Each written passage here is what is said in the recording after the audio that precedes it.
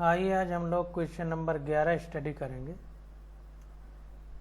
कह रहा है कि किसी पिंड पर नियत बल लगाकर उसे किसी निर्देशांक प्रणाली के अनुसार जेड अक्ष के अनुदिश गति करने के लिए बाध्य किया गया है, जो इस प्रकार है।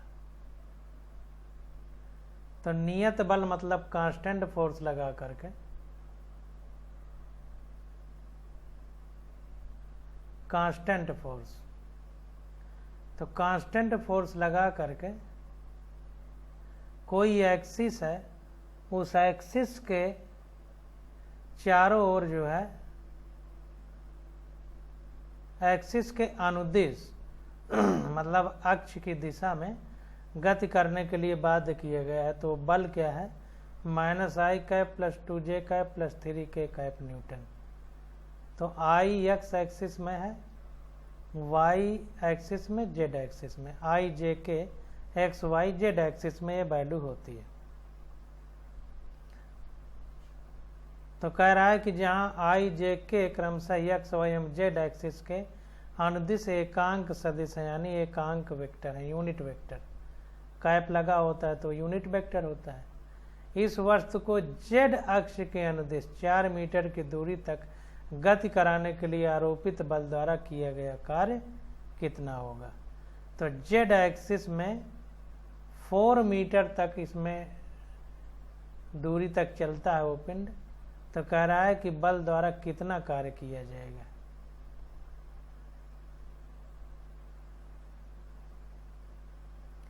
और यहाँ पर देखिए दिया गया है कि किया गया कार्य W बल गुणे विस्थापन होता है। तो F डॉट S है, जहाँ पर स्केलर गुणन यानी अदिश गुणन को I कैप बराबर J cap dot J cap equal to K cap dot K cap, इसकी वैल्यू 1 होती है। क्योंकि I और I मतलब दोनों x एक्सिस में है, दोनों वेक्टर या दोनों सदिश, और एक ही दिशा में है तो कोण 0 डिग्री होगा। तो cos 0 की वैल्यू 1 होती है। तो इस जगह अगर डॉट हटाएंगे तो fs cos थीटा होगा, और cos थीटा की वैल्यू 0 डिग्री। तो थीटा जब 0 रखेंगे तो 1 वैल्यू आ जाती है। इसीलिए I cap dot I cap बराबर J cap dot J cap बराबर K cap dot K cap बराबर 1 हो जाएगा। और यहाँ पर I cap dot J cap, ये देखिए गलत लिखा है।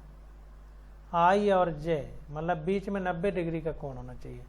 तो I cap dot J cap equal to J cap dot K cap equal to I cap dot K cap dot I cap. तो I के J के I J इन सब के बीच 90 डिग्री का कोण है। इसको इस तरह एक्स वाई जेड एक्सिस है,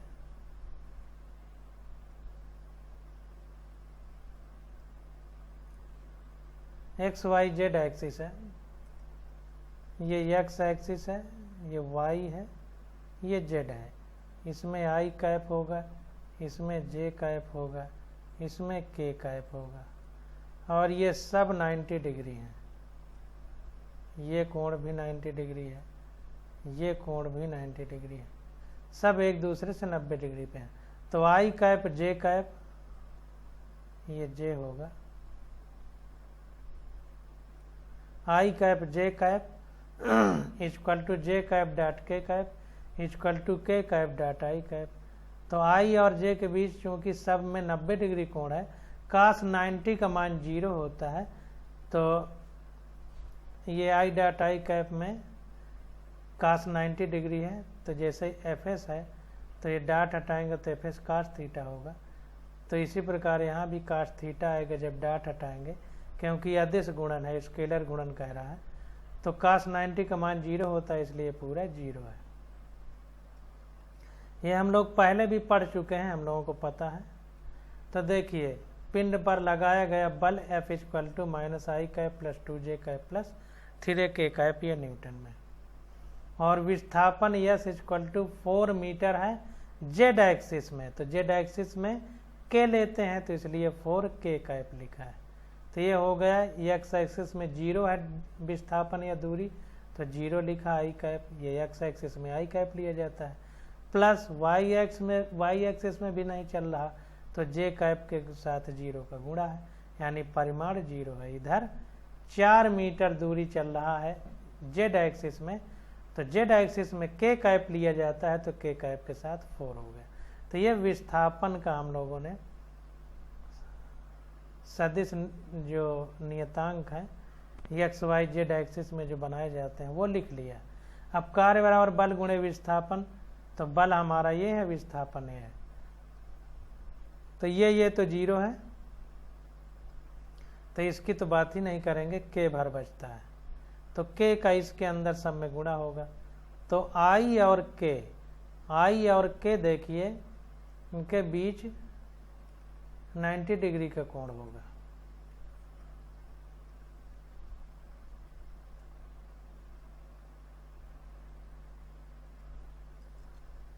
ये एक्स एक्सिस है,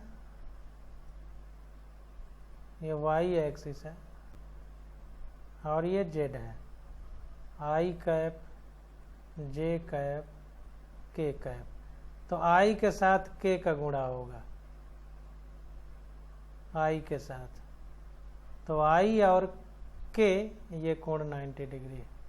तो जैसे बात काश 90 का मान 0, तो इसलिए 0 हो गया, प्लस 2 इंटू जे कैप का के कैप के साथ गुणा होगा, ये 4 का 2 के साथ, तो ये जे का के साथ होगा, तो जे और के ये फिर 90 डिग्री है, तो जे डॉट के भी 0 होगा, ऊपर दिया भी गया, तो ये पूरा 0 हो गया, प्लस के साथ के का गुणा होगा तो के कैप डॉट के कैप 1 होगा, तो ये 1 हो गया, और 4 3 12, 3 गुणे 4, और इसका के कैप मतलब दोनों जेड अक्ष में है, के कैप, तो बीच का कोण 0 है, तो का 0 का मान 1 होता है, तो के कैप डॉट के कैप की वैल्यू 1 होगी, तो 3 गुणे 4 गुणे 1 को नहीं लिखा, तो ये आ गया 12, तो 12 जूल कार्य होगा।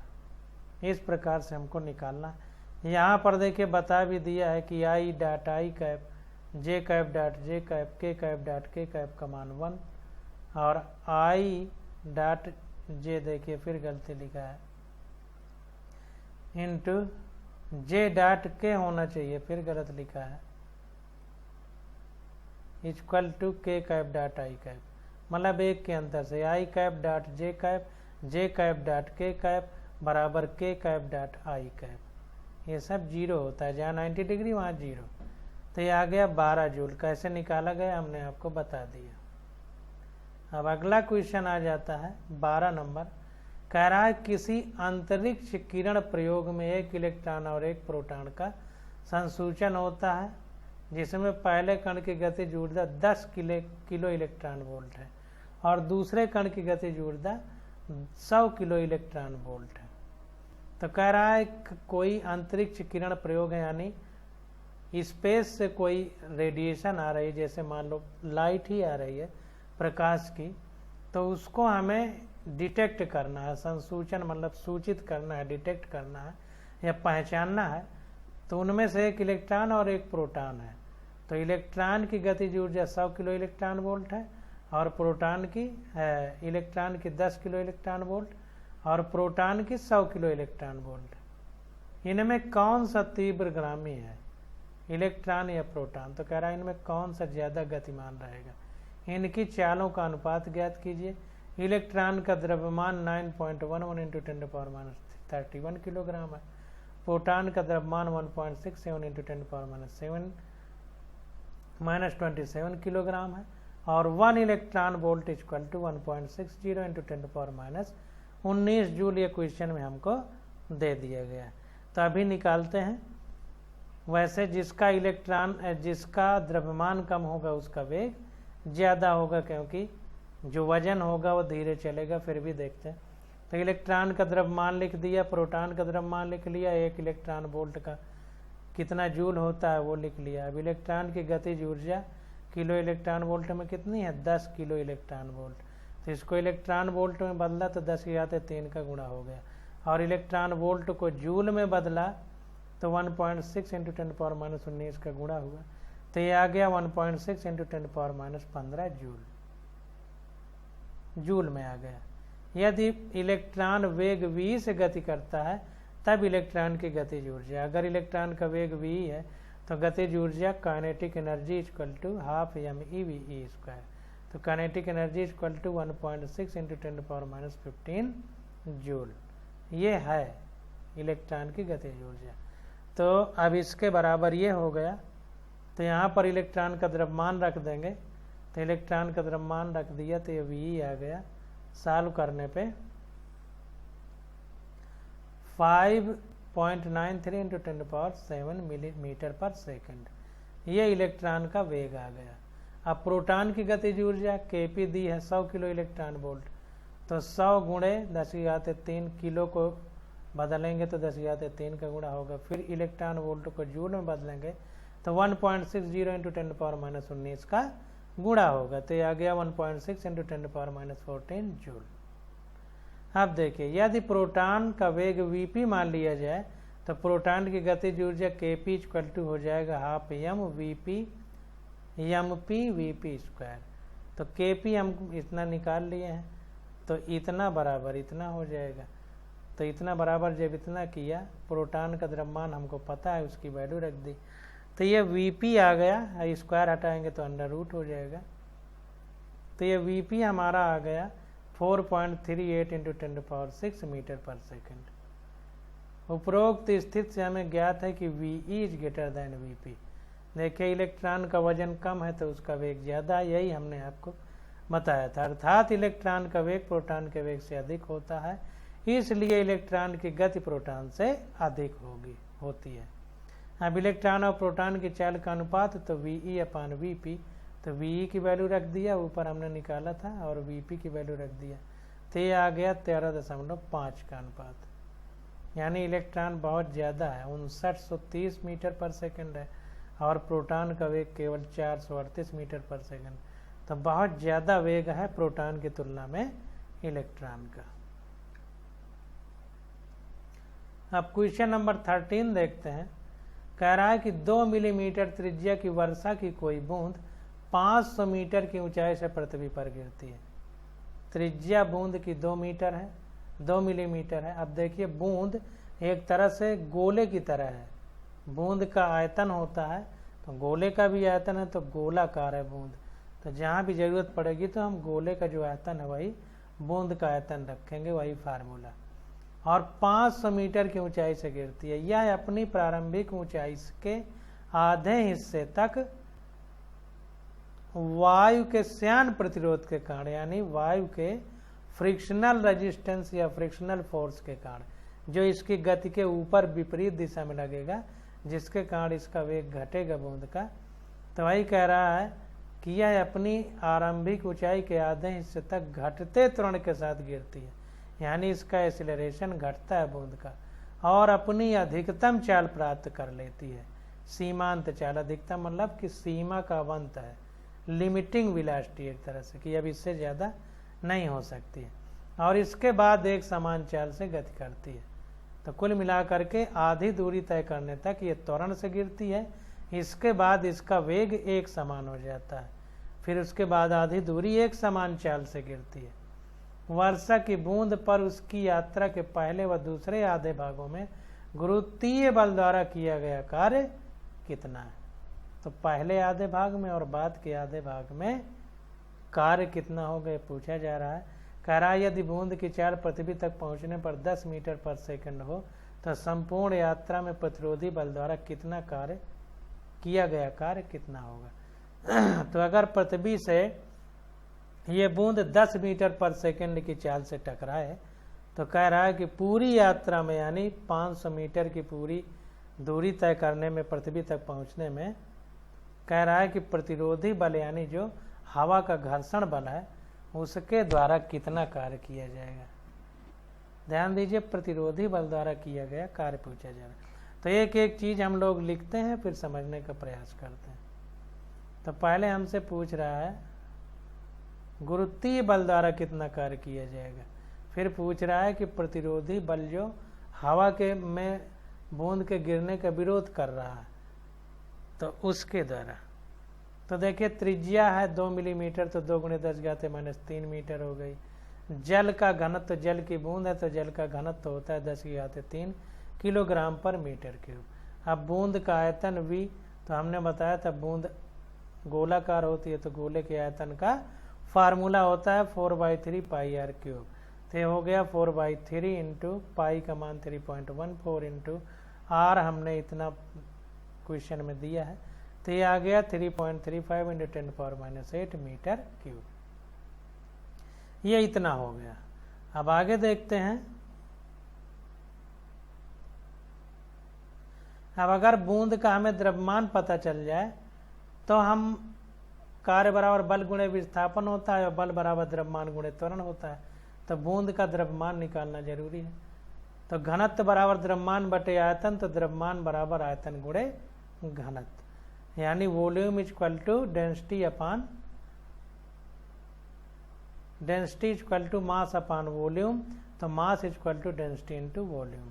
तो ये आ गया आयतन यानी वॉल्यूम हमको दिया है 3.35 इंटू 10⁻⁸ इंटू डेंसिटी दी है 10⁻³ पानी की इतनी होती है, तो ये आ गया 3.35 इंटू 10⁻⁵ kg, ये पानी के बूंद का द्रव्यमान आ गया। अब देखिए जब बूंद पर लगने वाला बल कुल बल 0 हो जाता है तब बूंद सीमांत वेग प्राप्त कर लेती है, यानी एक समान वेग से गिरने में त्वरण तो होगा नहीं और बल लगने के लिए त्वरण की जरूरत है। तो इसका मतलब जब बूंद एक समान वेग से गिर रही है तो वेग में परिवर्तन नहीं हो रहा, इसका मतलब कोई त्वरण काम नहीं कर रहा, क्योंकि वेग में परिवर्तन की दर को ही त्वरण कहते हैं।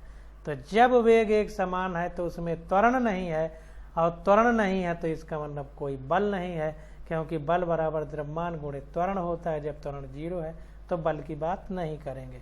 इसका मतलब बल केवल आधी दूरी तय करने में ही लग रहा है, क्योंकि आधी दूरी के बाद बूंद का वेग एक समान हो जाता है। तो इसलिए बूंद पर लगने वाला गुरुत्वीय बल बराबर बूंद का भार। तो जैसी बात है, गुरुत्वीय बल जो लग रहा है वो वस्तु को पृथ्वी को अपनी आकर्षण बल से खींच रही है, तो आकर्षण बल जो पृथ्वी का है वही गुरुत्वीय बल है। वो कितना होगा? वस्तु के भार के बराबर होता है, mg के। भाई बल बराबर द्रव्यमान गुणे त्वरण, और जब पृथ्वी की बात आ जाएगी तो बल बराबर द्रव्यमान गुणे गुरुत्वीय त्वरण, तो गुरुत्वीय त्वरण g है तो F = mg हो जाएगा। तो चाहे इसी को बल कहें चाहे इसी को भार, तो भार के बराबर ही तो बल लगेगा। तो बूंद पर लगने वाला गुरुत्वीय बल बराबर बूंद का भार, तो F बराबर mg हो जाएगा। m हमको ये निकाल लिया है 3.35 इंटू 10⁻⁵, g की वैल्यू पता है 9.8, तो ये आ गया सॉल्व करने पर 3.28 इंटू 10⁻⁴ न्यूटन।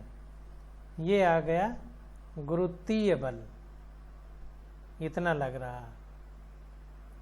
अब देखिए गुरुत्वीय बल निकल आया। अब कार्य बराबर बल गुणे विस्थापन, तो कितना विस्थापित हुई वो निकल आया तो पता चल जाए। तो गुरुत्वीय बल कहाँ तक लग रहा है? जहाँ तक त्वरण है, तो 500 मीटर की ऊंचाई है, उसके आधी दूर तक त्वरण है, इसके बाद वेग एक समान हो जाता है। तो आधी दूरी कितनी होगी? 500 मीटर पूरी दूरी है, तो आधी 500/2 हो जाएगी, तो आ गया 250 मीटर। तो यही विस्थापन तक ये बल लग रहा है, क्योंकि त्वरण जब तक है तभी तक बल की बात करेंगे, तो आधी ऊंचाई तक ही केवल त्वरण है। तो अब यात्रा के पहले अर्धभाग में गुरुत्वीय बल द्वारा बूंद पर किया गया कार्य क्या होगा? कार्य बराबर बल गुणे विस्थापन। तो बल इतना है और विस्थापन 250 मीटर है। यह सॉल्व किया तो आ गया 0.082 जूल। तो आधी ऊंचाई तक कार्य इतना होगा। अब देखिए गुरुत्वीय बल यात्रा के दूसरे भाग में समान रहता है तथा तय की गई दूरी भी समान होती है, इसलिए यात्रा के दूसरे अर्धभाग में गुरुत्वीय बल द्वारा किया गया कार्य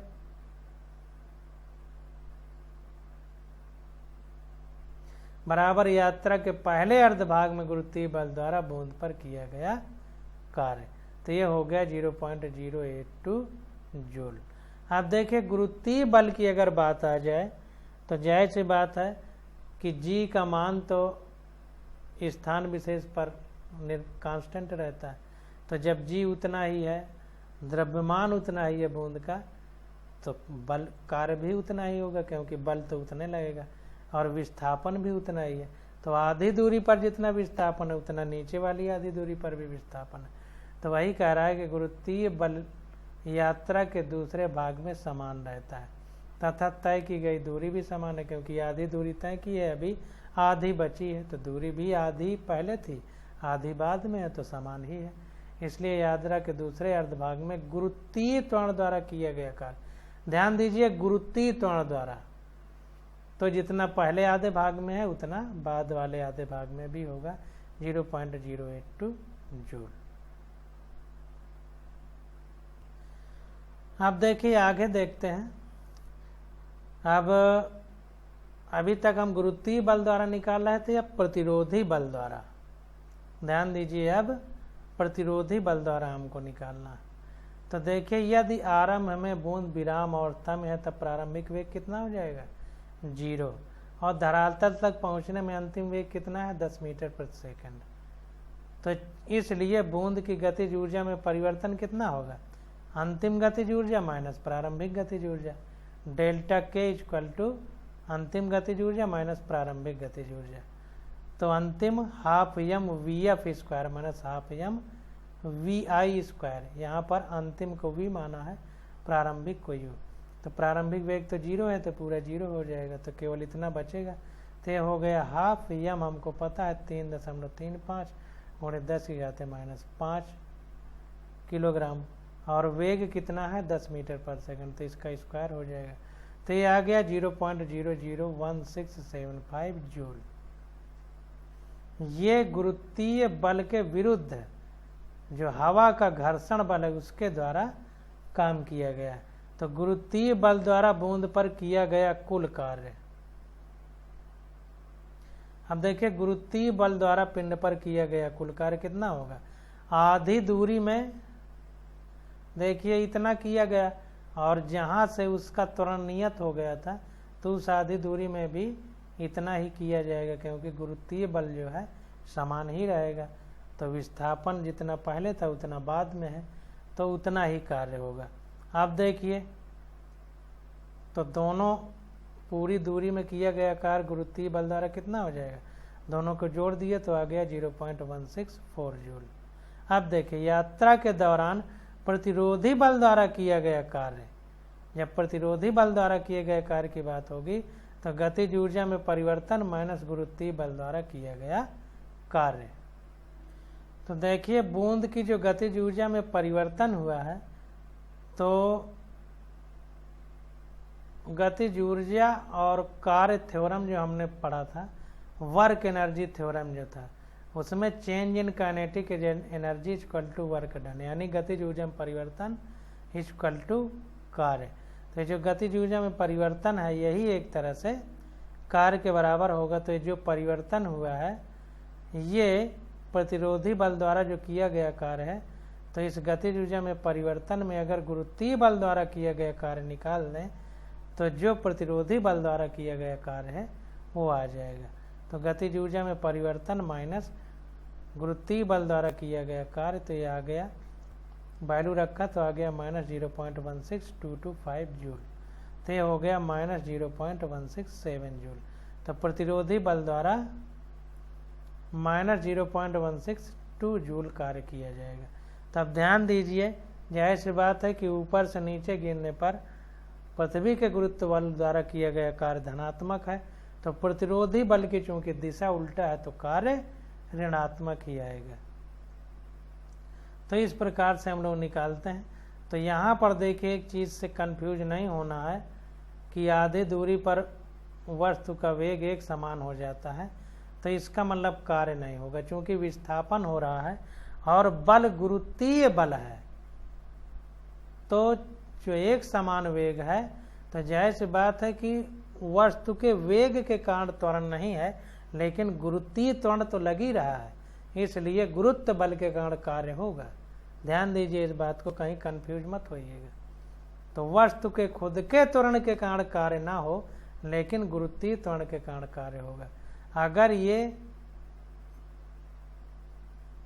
तो एक समान चाल से है तो इसका मतलब गुरुत्वीय त्वरण द्वारा इसमें एक समान चाल में भी कार्य होगा।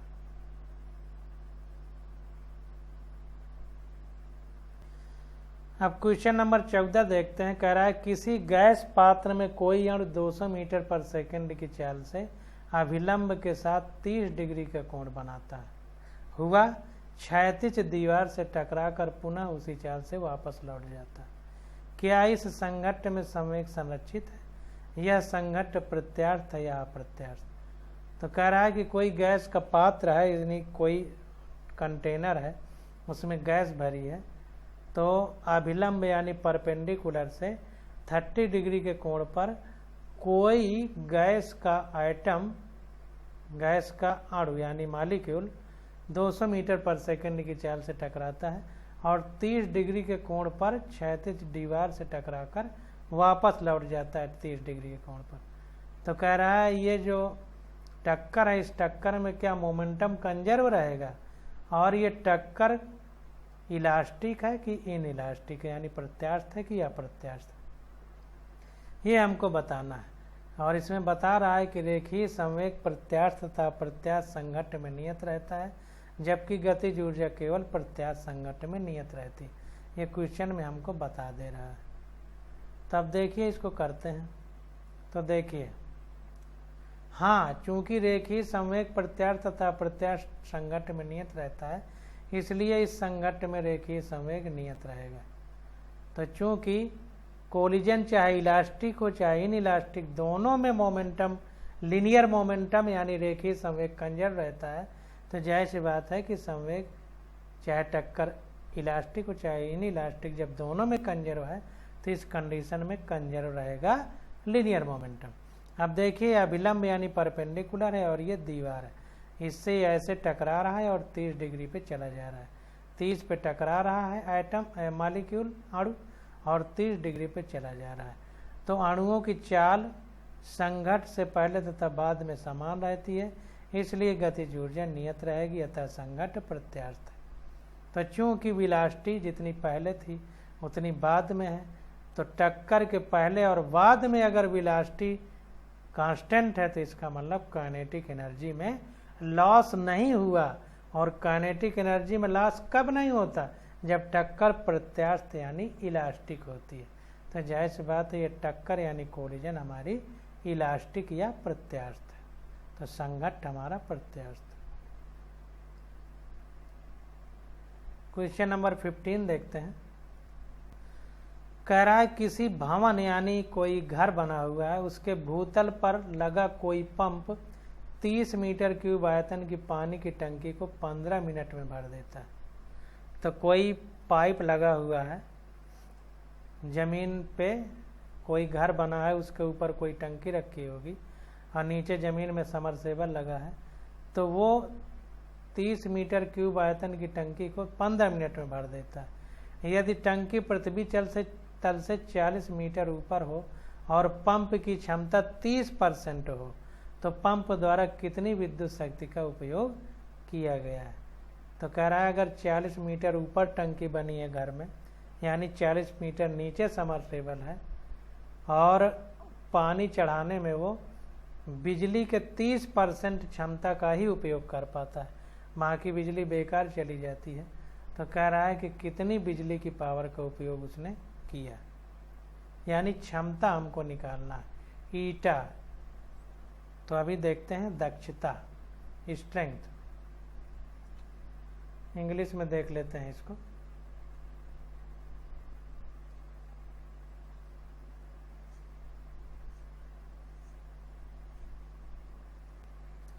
तो इलेक्ट्रिक पावर यानी क्षमता हमको बताना है, दक्षता जिसको हिंदी में कह रहा है। तो एक एक चीज जो दी है उसको हम लिख लेते हैं। तो देखिए टंकी का आयतन 30 मीटर क्यूब भी दे दिया, पानी का घनत्व और रो 10⁻³ kg पर मीटर क्यूब होता है। अब टंकी में भरे जल का द्रव्यमान, क्योंकि घनत्व बराबर द्रव्यमान बटे आयतन होता है, तो द्रव्यमान बराबर घनत्व गुणे आयतन, तो आयतन गुणे घनत्व। तो आयतन 30 है इंटू घनत्व 10⁻³ है, तो यह आ गया 3 गुणे 10⁻⁴ किलोग्राम। अब टंकी की ऊंचाई 40 मीटर दे दिया है, 40 मीटर ऊपर है, तो अब हमको द्रव्यमान पता चल गया, ऊंचाई पता चल गई, गुरुत्वीय त्वरण पता ही है। तो टंकी को भरने में पंप द्वारा किया गया कार्य कितना आ गया, W=mgh। अब ये कार्य क्यों निकालना है, क्योंकि पावर बराबर होता है W/T। तो अगर W यानी कार्य निकल आएगा तो दक्षता यानी पावर भी निकल आएगी। तो यहाँ पर देखिए mgh हो गया W=m, हमको 3 × 10⁴, g 9.8 और ऊंचाई h 40 है। तो ये आ गया 1.176 × 10⁻7 जूल। ये कार्य निकल आया। अब टंकी को भरने में समय कितना लगता है, 15 मिनट। तो इसको सेकंड में बदलेंगे तो 60 का गुणा कर देंगे तो आ गया 900 सेकंड। अब शक्ति बराबर कार्य बटे समय होता है। तो पावर बराबर किया गया कार्य बटे लिया गया समय। तो P बराबर किया गया कार्य 1.176 × 10⁻7 जूल और समय 900 सेकंड है। तो चालू किया तो आ गया 13.07 किलोवाट। ये हमारी पावर आ गई। अब पावर में पंप की दक्षता ईटा बराबर क्या होता है, निर्गत शक्ति बटे आरोपित शक्ति, निर्गत शक्ति बटे आरोपित शक्ति। तो आरोपित शक्ति यानी कितना पावर लगा रहा है मोटर, तो वो अगर निकालना हो तो हो जाएगा निर्गत शक्ति बटे ईटा × 100। ये ईटा इधर आ जाएगा, ये इधर आ जाएगा। तो निर्गत शक्ति यानी कितना पावर निकल रहा है, 13.07 किलोवाट। 13.07 और ईटा कितना है, 30% क्वेश्चन में दिया था तो 30 हो गया × 100। 30% मतलब 30/100। तो नीचे का 100 ऊपर, जो नीचे 100 भाग में है ऊपर गुणे में हो जाएगा। तो ये आ गया हमारा सॉल्व करने में 43.6 किलोवाट। तो ये जो किलोवाट है इसका कुल मिला के 30% निकाल लेना। तो उतना शक्ति ज़्यादा आरोपित होगी, मतलब ये केवल 30% बचा है। तो इसका 30 × 3 = 90, इसका मतलब 3 गुना पावर देना पड़ेगा। तो इसमें 3 का गुणा कर दें तो लगभग इतना आ जाएगा। तो ये 43.6 किलोवाट आ गया। पंप द्वारा 43.6 किलोवाट शक्ति उपयोग में की जाती है। तो जब इतना बिजली पावर देती है तो इसका 30% केवल भाग उपयोग होता है टंकी में पानी भरने में। तो इसका ये 30% है जो निर्गत शक्ति है, यानी जो निकल रही है पावर। तो ध्यान दीजिए, इसी प्रकार से हम लोग क्वेश्चन सॉल्व करते हैं। अब अगला क्वेश्चन आ जाता है 16 नंबर। तो इसकी स्टडी हम लोग अगले लेक्चर में करेंगे। आज बस यही।